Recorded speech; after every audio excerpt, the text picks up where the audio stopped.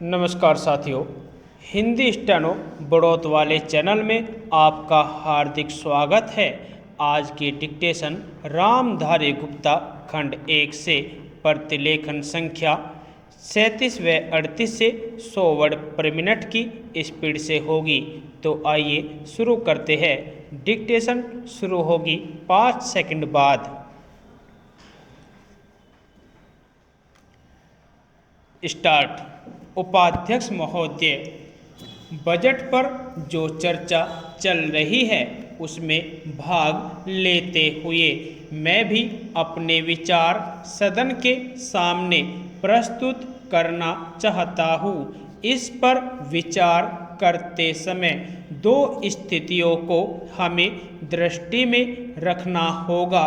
एक दृष्टि यह है कि किस स्थिति से हमारा देश गुजर रहा है, उसमें हमें क्या करना है, और दूसरी दृष्टि यह है कि भविष्य में देश को किस दिशा में ले जाना चाहते हैं। जब तक इन दोनों दृष्टिकोणों को सामने रखते हुए इस बजट को नहीं जांचेंगे, तब तक हम यह निर्णय नहीं कर पाएंगे कि यह जो बजट हमारे सामने रखा गया है वह देश की दृष्टि से उचित बजट है या नहीं। जब मैं इस समय की स्थिति को देखता हूँ तो मेरे सामने देश की संकटकालीन स्थिति आ जाती है। किस तरह से चीन और पाकिस्तान की तरफ से हमको खतरा है, किस तरह से वे देश पर हमला करना चाहते हैं और किस तरह से हमारी आपसी एकता को मिटाकर हमको लड़ाकर देश में देशद्रोह फैलाना चाहते हैं। इसके साथ ही साथ जब मैं पिछले बजट को सामने रखता हूँ तो मुझे यह कहना पड़ता है कि आज का बजट चाहे जिस स्थिति में भी रखा गया हो, बहुत सुंदर बजट है।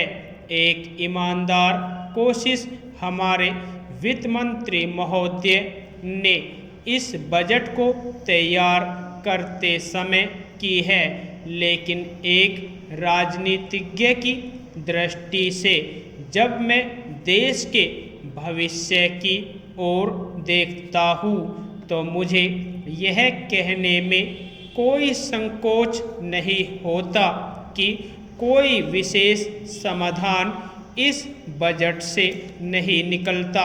मैं जिस पार्टी से संबंध रखता हूँ उसका जो उद्देश्य है उसको सामने रखते हुए मैं यह कह सकता हूँ कि जो हमारे सामने आदर्श है वे सब आज ही पूरे नहीं हो सकते।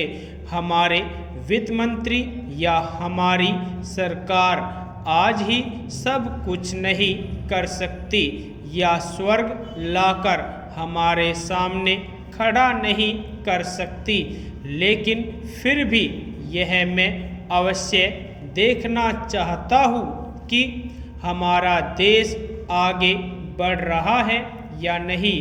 जिस दिशा में हम आगे नहीं बढ़ रहे हैं उसे देखकर मुझे निराशा अवश्य होती है। जो प्रस्ताव कांग्रेस अधिवेशन में पास हुआ उसके मूलभूत विचार मैं आपके सामने रखना चाहता हूँ। वहाँ हमने यह निश्चय किया था कि वर्तमान पंचवर्षीय योजना खत्म होने तक देश की जनता की जरूरत की चीज़ें पूरी कर दी जाएंगी। उपाध्यक्ष महोदय, उसमें हमने साफ साफ कहा था कि जो गरीब वर्ग है, जिसकी गरीबी के बारे में सभी जानते हैं, उसको देश की आमदनी का जो औसत है वह अवश्य ही मिल जाएगा और इस दिशा में हमारा प्रयत्न जारी रहे। हमारा जो बजट है उसको जब तक अपनी आर्थिक व्यवस्था या अपने विचारों के अनुसार नहीं आंकेंगे तब तक उस ध्येय की पूर्ति नहीं हो सकती। यदि इस दृष्टि से अपने बजट को देखते हैं तो हम इसे न अधिक और न कम नंबर दे सकते हैं। मेरी प्रार्थना यह है कि सरकार जिन संस्थाओं को सहयोग देती है उन्हें आदेश दिया जाए कि वे देश की उन्नति का विचार करें, परंतु खाने की पुष्टि देकर नहीं। यह कार्य शीघ्र से शीघ्र होना चाहिए। इसका कारण यह है कि उच्च श्रेणी आम जनता का आदर्श होती है और जो कुछ उच्च श्रेणी के लोग करते हैं उसकी नकल कनिष्ठ श्रेणी के लोग करते हैं।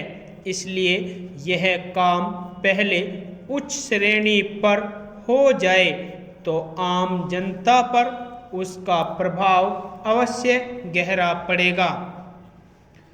सप्ताह में 2 बार भोजन छोड़ने का जो मेरा सुझाव है, इससे न केवल अनाज वरन ईंधन, तेल, कोयला आदि सब की बचत होगी।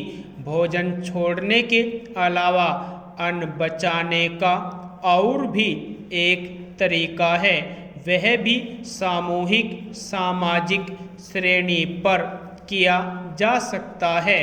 जानते हैं कि इस देश में 10% अन्न कौन खराब करता है?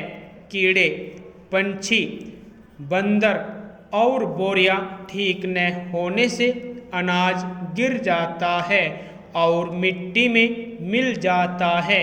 यह विचारणीय है।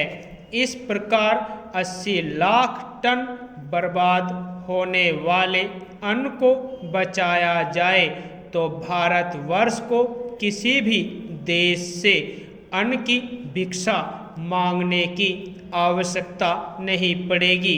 श्रीमान, यह अपराध कबूतरों, बंदरों, कीड़ों आदि का नहीं है, यह अवश्य ही हमारा अपराध है। आज तक विदेशों से हमको अनाज मिलता रहा, इसलिए हम लापरवाह थे, इसीलिए अनाज का विनाश होता रहा। परंतु अकाल पड़ेगा जैसा कि इस वर्ष पड़ा है, तभी हम जागे तो यह ठीक नहीं है। हमें अन्न के नाश को रोकने की सतत कोशिश करनी चाहिए। उसकी बचत करना हमारा परम कर्तव्य है। यह काम हर किसान, बच्चा और युवक कर सकता है और उन्हें करना चाहिए। अन्न बचाने की समस्या केवल कानून के जरिए हल नहीं होगी, यह बात भी सामाजिक चेतना पर निर्भर है। यदि आपको डिक्टेशन अच्छी लगी हो तो हमारे चैनल को सब्सक्राइब करें तथा वीडियो को लाइक व शेयर भी करें। धन्यवाद।